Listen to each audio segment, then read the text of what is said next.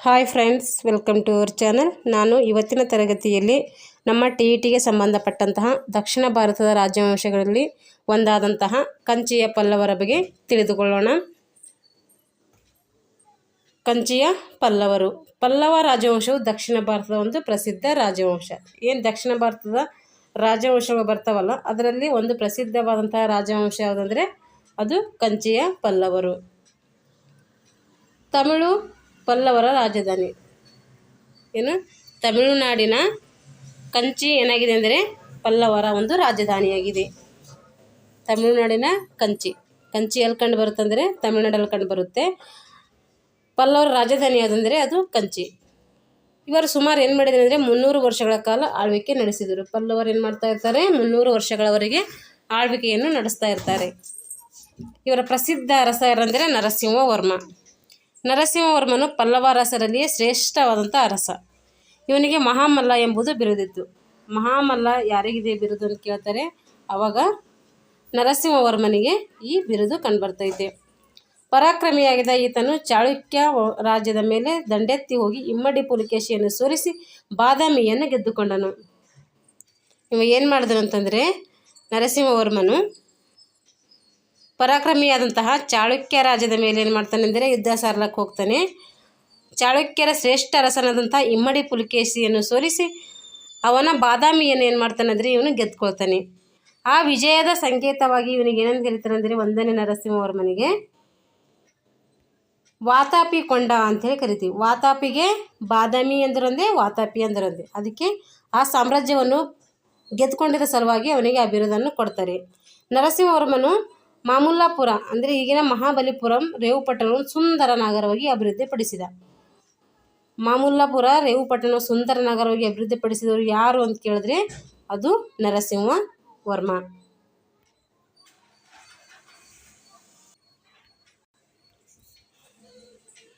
ಶಿಲ್ಪಕಲೆಗೆ ಪಲ್ಲವರ ಕೊಡುಗೆ ಏನು? ಶಿಲ್ಪಕಲೆಗೆ ಪಲ್ಲವರು ಏನು ಕೊಡುಗೆ ನೀಡಿದ್ದಾರೆ ಅಂತ. ಶಿಲ್ಪಕಲೆಗೆ ಪಲ್ಲವರು ನೀಡಿದ ಕೊಡುಗೆ ಏನಾಗಿದೆ? ಅಮೂಲ್ಯವಾಗಿದೆ. ಮಹಾಬಲಿಪುರಂ ಎಂಬಲ್ಲಿ ಏನಿದೆ ಅಂದರೆ ನರಸಿಂಹವರ್ಮನ ಕಾಲದ 8 ಏಕಶಿಲಾ ರಥಗಳು ಇಲ್ಲಿ ಕಂಡುಬರ್ತವೆ. ಜಗತ್ಪ್ರಸಿದ್ಧವಾದ ಇವನ ಒಂದೊಂದೇ ಶಿಲ್ಪಗಳಲ್ಲಿ ಇವನು ಕೆತ್ತಲಾಗಿದೆ. ಅಂದರೆ ಏಕಶಿಲ್ಪಗಳು ಏನು ಮಾಡಿದ್ದಾನೆ ಅಂದರೆ ಅವನು ಒಂದೊಂದೇ ಕಲ್ಲಿನಲ್ಲಿ ಇವುಗಳನ್ನು ಕೆತ್ತಲಾಗಿದೆ. ಮಹಾಬಲಿಪುರಂದಲ್ಲಿ ಗಂಗಾವತರಣ ಎಂಬ ಉಬ್ಬು ಶಿಲ್ಪ ಕಂಡುಬರ್ತೈತೆ. ಮಹಾಬಲಿಪುರದಲ್ಲಿ ಏನು ಕರ್ತೈತೆ? ಉಬ್ಬು ಶಿಲ್ಪ ಕಂಡುಬರ್ತೈತೆ. ಗಂಗಾವತರಣ ಎಂಬ ಉಬ್ಬು ಶಿಲ್ಪ. ಮಹಾಬಲಿಪುರಂದಲ್ಲಿ ಕಂಡುಬರುವ ಉಬ್ಬ ಶಿಲ್ಪದ ಹೆಸರೇನು ಅಂತ ಕೇಳ್ತಾರೆ. ಅವಾಗ ನಾವೇನು ಹೇಳ್ಬೇಕಂದ್ರೆ ಗಂಗಾವತರಣ. ಈ ಕೆತ್ತನೆಯ ಭಗೀರಥನು ತಪಸ್ಸು ಗಂಗೆಯನ್ನು ಭೂಮಿಗೆ ತರಲು ಪ್ರಯತ್ನಿಸುವ ಚಿತ್ರಣವನ್ನು ಇಲ್ಲಿ ನೀಡಲಾಗಿದೆ. ಏನು ಮಾಡ್ತಾರೆ ಅಂದರೆ ಭಗೀರಥನು ತಪಸ್ಸು ಮಾಡಿ ಗಂಗೆಯನ್ನು ಭೂಮಿಗೆ ತರಬೇಕು ಅಂತೇಳಿ ತಪಸ್ಸು ಮಾಡಿದ ಚಿತ್ರ ಏನು ಮಾಡ್ತೈತೆ ಅಂದರೆ ಇಲ್ಲಿ ಕಂಡು ಬರ್ತೈತೆ. ಇದೊಂದು ಪ್ರಸಿದ್ಧ ಉಬ್ಬು ಶಿಲ್ಪವಾಗಿದೆ. ಗಂಗಾವತರಣ ಎಂಬುದೊಂದು ಪ್ರಸಿದ್ಧವಾದಂಥ ಉಬ್ಬು ಶಿಲ್ಪವಾಗಿದೆ. ಪಲ್ಲವರು ಭಾರೀ ಗಾತ್ರದ ದೇವಾಲಯಗಳನ್ನು ಕಟ್ಟಿಸಿದರು. ಅವುಗಳಲ್ಲಿ ಒಂದಾದ ಮಹಾಬಲಿಪುರಂ ಸಮುದ್ರ ತೀರದಲ್ಲಿ ನಿರ್ಮಿಸಲಾಗಿದೆ. ಶಿವ ದೇವಾಲಯ ಇಲ್ಲಿ ಕಂಡುಬರ್ತೈತೆ. ಪಲ್ಲವರು ನಿರ್ಮಾಣ ಮಾಡಿದ 2 ಪ್ರಸಿದ್ಧ ದೇವಾಲಯಗಳೆಂದರೆ ಕಂಚಿಯ ಕೈಲಾಸನಾಥ ದೇವಾಲಯ, ಇನ್ನೊಂದು ವೈಕುಂಠ ಪೆರುಮಾಳ್ ದೇವಾಲಯ. ಇವೆರಡು ಅವರೇ ನಿರ್ಮಾಣ ಮಾಡಿದಂಥ ಏನಂತಂದರೆ ಶಿಲ್ಪಗಳು. ಇವಾಗ 8ನೇ ತರಗತಿಯಲ್ಲಿರುವ ಪಲ್ಲವರ ಬಗ್ಗೆ. ಇವಾಗ ಇಲ್ಲಿ ಗಂಟೆ ಹೇಳಿದ್ದು 6ನೇ ತರಗತಿಯಲ್ಲಿರುವಂಥದ್ದು. ಇವಾಗ 8ನೇ ತರಗತಿಯಲ್ಲಿ ಏನು ಕೊಟ್ಟಿದ್ದಾರೆ ಪಲ್ಲವರ ಬಗ್ಗೆ ನೋಡೋಣ. ಪಲ್ಲವರು ತಮಿಳುನಾಡಿನ ಪ್ರಪ್ರಥಮ ರಾಜರುಗಳು. ತಮಿಳುನಾಡಿನಲ್ಲಿ ಆಳ್ವಿಕೆ ಮಾಡಿದಂಥ ಪ್ರಥಮ ರಾಜರು ಯಾರಂದರೆ ಅವರು ಪಲ್ಲವರು. ದಕ್ಷಿಣ ಭಾರತವನ್ನು ಆಳಿದ ವಂಶಗಳಲ್ಲಿ ಇವರಿಗೆ ವಿಶೇಷವಾದ ಸ್ಥಾನ ಇದೆ. ಸಾಮಾನ್ಯ ಶಕ 4ನೇ ಶತಮಾನದಲ್ಲಿ ಅಂದರೆ 4ನೇ ಶತಮಾನದಿಂದ 9ನೇ ಶತಮಾನದವರೆಗೆ ಏನು ಮಾಡ್ತಾರೆ? ಇವರು ಆಳ್ವಿಕೆಯನ್ನು ಮಾಡ್ತಾರೆ. ಆರಂಭದಲ್ಲಿ ಇವರು ಶಾತವಾಹನರ ಅಧಿಕಾರಿಗಳಿದ್ರು. ಆರಂಭದಲ್ಲಿ ಏನು ಮಾಡ್ತಿದ್ರು? ಶಾತವಾಹನರ ಅವರ ಸಾಮ್ರಾಜ್ಯದಲ್ಲಿ ಕೆಲಸಗಳನ್ನು ಮಾಡ್ತಾಯಿದ್ರು. ಸಾತವಾಹನ ರಾಜ್ಯವು ಅವನತಿಯಾದಾಗ ಅಂದರೆ ಸಾತವಾಹನ ರಾಜ್ಯ ಏನಾಯಿತು? ಅವನತಿ ಹೊಂದಾಗ ಅಥವಾ ನಾಶವಾಗಿದ್ದಾಗ ಪಲ್ಲವರು ತಮ್ಮನ್ನು ತಾವೇ ಸ್ಥಳೀಯ ರಾಜರಂತೇಳಿ ಘೋಷಿಸ್ಕೊಳ್ತಾರೆ. ಯಾಕಂದರೆ ಅವ್ರದ್ದಲ್ಲೇ ಕೆಲಸ ಮಾಡ್ತಾಯಿದ್ರು. ಆ ಸಾಮ್ರಾಜ್ಯ ಹೋಗಿದ ಮೇಲೆ ಇವ್ರೇನು ಮಾಡ್ತಾರೆ? ನಾವೇ ಆ ರಾಜರು ಅಂತೇಳಿ ಘೋಷಿಸ್ಕೊತಾರೆ. ಶಿವಸ್ಕಂದವರ್ಮ ಏನು ಮಾಡ್ತಾನೆ ಅಂದರೆ ಈ ಸಾಮ್ರಾಜ್ಯದ ಮೊದಲ ದೊರೆ. ಶಿವಸ್ಕಂದವರ್ಮ ಪಲ್ಲವ ರಾಜ್ಯದ ಮೊದಲ ದೊರೆ ಅಂತ ಅರ್ಥ. ಪಲ್ಲವರು ಮತ್ತು ಕದಂಬರು ನಿರಂತರ ವೈರ ಹೊಂದಿದರು. ಪಲ್ಲವರು ಮತ್ತು ಕದಂಬರಿಗೆ ಏನಾಗ್ತಾಯಿತ್ತು? ಅವಾಗ ಜಗಳಗಳು ಆಗ್ತಾನೆ ಇದ್ದಿದ್ದು.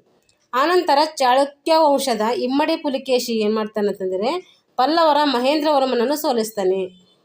ಏನಾಯಿತು, ಚಾಳುಕ್ಯರ ಇಮ್ಮಡಿ ಪುಲಿಕೇಶಿ ಏನು ಮಾಡಿದನೆಂದರೆ ಮಹೇಂದ್ರವರ್ಮನನ್ನು ಸೋಲಿಸಿದನು. ಅವನು ಯಾರು? ಪಲ್ಲವರ ಅರಸ. ಮುಂದೆ ಬಂದ ಪ್ರಥಮ ನರಸಿಂಹವರ್ಮನು ಪಲ್ಲವ ರಾಜರಲ್ಲಿ ಅತ್ಯಂತ ಪ್ರಸಿದ್ಧನು. ತನಗೆ ಚಾಳುಕ್ಯರ ಮೇಲಿದ್ದ ಸೇಡನ್ನು ತೀರಿಸ್ಕೋಬೇಕು ಅಂದರೆ ಮಹೇಂದ್ರವರ್ಮ ಏನಾಗಿರ್ತಾನೆ, ಒಂದನೇ ನರಸಿಂಹವರ್ಮನ ಅಪ್ಪ ಆಗಿರ್ತಾನೆ. ತನ್ನ ಅಪ್ಪನ ಸೇಡನ್ನು ತೀರಿಸ್ಕೊಳ್ಬೇಕಂತೇಳಿ ಏನು ಮಾಡ್ತಾ ಇರ್ತಾನೆ ಅಂದರೆ ಇವನು ಪುಲಿಕೇಶಿಯನ್ನು ಸೋಲಿಸಿ ವಾತಾಪಿಯನ್ನು ವಶಪಡಿಸ್ಕೊಳ್ತಾನೆ. ಅದರಿಂದ ಈತನು ಮಾಮಲ್ಲಪರ ಅಂದರೆ ಮಹಾಮಲ್ಲ ಅಥವಾ ವಾತಾಪಿಕೊಂಡ ಅಂತೇಳಿ ಇವನಿಗೆ 2 ಬಿರುದುಗಳನ್ನು ಕೊಡ್ತಾರೆ. ಈತನ ಆಳ್ವಿಕೆಯ ಕಾಲದಲ್ಲಿ ಹುಯೆನ್ಸಾಂಗ್ ಕಂಚಿಯನಿಗೆ ಅಂದರೆ ಪ್ರದರ್ಶಿಸುತ್ತಾನೆ. ಕಂಚಿಗೆ ಬರ್ತಾನೆ, ಹುಯೆನ್ಸಾಂಗ್ ಬರ್ತಾನೆ ಇವನ ಕಾಲದಲ್ಲಿ. ಇವನು ಏನು ಹೇಳ್ತಾನೆ ಅಂತಂದರೆ, ಕಂಚಿ ಬಳಿಯಲ್ಲಿದ್ದ ಸಮುದ್ರ ತೀರದಲ್ಲಿ ನರಸಿಂಹವರ್ಮನು ಒಂದು ನಗರವನ್ನು ನಿರ್ಮಿಸಿ ಅದಕ್ಕೆ ಮಹಾಬಲಿಪುರಂ ಎಂಬ ಹೆಸರನ್ನು ಇಟ್ಟನು. ಏನು ಮಾಡಿದನಂತಂದರೆ, ಒಂದನೇ ನರಸಿಂಹವರ್ಮ ಕಂಚಿ ಹತ್ರ ಒಂದು ನಗರವನ್ನು ನಿರ್ಮಾಣ ಮಾಡ್ತಾನೆ. ಆ ನಗರಕ್ಕೆ ಏನು ಮಾಡ್ತಾನೆ ಅಂದರೆ ಮಹಾಬಲಿಪುರಂ ಎಂಬ ಹೆಸರನ್ನು ಇಡ್ತಾನೆ. ಅನೇಕ ಏಕಶಿಲಾ ದೇವಾಲಯಗಳು ಈತನಿಂದ ನಿರ್ಮಾಣವಾದವು. ಅಪರಾಜಿತ ಪಲ್ಲವರ ಆಳ್ವಿಕೆ ಕಾಲದಲ್ಲಿ ಪಲ್ಲವ ಸಾಮ್ರಾಜ್ಯ ಚೋಳರ ಆದಿತ್ಯನಿಂದ ಏನಾಯ್ತು ಅವಾಗ ಕೊನೆಗೊಂಡಿತು. ಪಲ್ಲವರ ಆಡಳಿತ ಏನಾಯ್ತು ಅವಾಗ ಚೋಳರ ಆದಿತ್ಯನಿಂದ ಏನಾಗ್ತೈತೆ ಅಂದರೆ ಕೊನೆಗೊಳ್ತೈತೆ. ಪಲ್ಲವರ ಕೊಡುಗೆಗಳು: ತಮಿಳುನಾಡಿನ ಆಡಳಿತವನ್ನು ವ್ಯವಸ್ಥಿತಗೊಳಿಸಿದರು.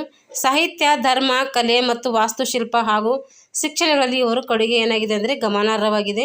ವಾತಾಪಿಯಲ್ಲಿ ಚಾಳುಕ್ಯರು, ಕಂಚಿಯಲ್ಲಿ ಪಲ್ಲವರು ಏನು ಮಾಡ್ತಾಯಿದ್ರು, ಆಳ್ವಿಕೆಯನ್ನು ಮಾಡ್ತಾಯಿದ್ದರು. ಕೆಲವೇ ದಕ್ಷಿಣದಲ್ಲಿ ವೀರಯೋಗ. ಇವರ ರಾಜ್ಯವು ಸದೃಢ ಸುವ್ಯವಸ್ಥೆಯಿಂದ ಕೂಡಿತ್ತು.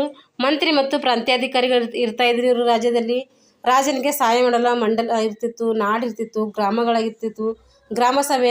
ಗ್ರಾಮದ ಸಮಸ್ಯೆಗಳನ್ನು ಬಗೆಹರಿಸ್ತಿತ್ತು. ಗ್ರಾಮ ಸಭೆಯ ಆಡಳಿತ ನೋಡ್ಕೊಳ್ತಾರನಿಗೆ ಗ್ರಾಮ ಭೋಜಕ ಅಂತೇಳಿ ಕರಿತಾಯಿದ್ರು. ಪಲ್ಲವರು ಸಂಸ್ಕೃತ ಮತ್ತು ತಮಿಳು ಭಾಷೆ ಎರಡರಲ್ಲೂ ಏನು ಮಾಡ್ತಾಯಿದ್ರು ಅಂದರೆ ಪ್ರೋತ್ಸಾಹವನ್ನು ನೀಡ್ತಾಯಿದ್ರು. ಕಂಚಿಯ ಸಂಸ್ಕೃತ ಸಾಹಿತ್ಯದ ಒಂದು ತವರೂರಾಗಿತ್ತು. ಪಲ್ಲವರ ಆಸ್ಥಾನದಲ್ಲಿ ಅನೇಕ ಕವಿಗಳಿದ್ದರು. ಅವರಲ್ಲಿ ಯಾರಂದರೆ ಭಾರವಿ ಯಾವ ಕೃತಿ ಬರೀತಾನೆಂದರೆ ಕಿರಾತಾರ್ಜುನೀಯ ಹಾಗೂ ದಂಡಿ ಬರೆದಂಥ ಕೃತಿ ಅಂದರೆ ದಶಕುಮಾರ ಚರಿತ. ರಾಜ ಮಹೇಂದ್ರವರ್ಮನು ಅವನೇ ಸ್ವತಃ ಯಾವ್ದು ಬರೀತಾನೆ ಅಂದರೆ ಮತ್ತ ವಿಲಾಸ ಪ್ರಹಸನ ಎಂಬ ಒಂದು ನಾಟಕವನ್ನು ಬರೀತಾನೆ. ಭಗವದ್ಗೀತೆಯ ಗ್ರಂಥವನ್ನು ರಚಿಸಿದ್ದಾನೆ. ಪಲ್ಲವರು ಎಲ್ಲ ಮತಗಳಿಗೆ ಪ್ರೋತ್ಸಾಹ ನೀಡ್ತಾರೆ. ಮೊದಲು ಪಲ್ಲವ ದೊರೆಗಳು ಬೌದ್ಧಮತಿಗಳಾಗಿದ್ದರು. ನಳಂದ ವಿಶ್ವವಿದ್ಯಾಲಯದ ಮಹಾನ್ ವಿದ್ವಾಂಸ ಧರ್ಮಪಾಲನ ಕಂಚಿಯಲ್ಲಿ ಜನಿಸಿದನು. ಮಹೇಂದ್ರವರ್ಮನು ಜೈನ ಮತಾವಲಂಬಿಗಳಾಗಿದ್ದರಿಂದ ಅವಾಗ ಇವರು ಏನಾದರೂ ಜೈನ ಮತಾವಲಂಬಿ ಆಗಿದ್ದರು.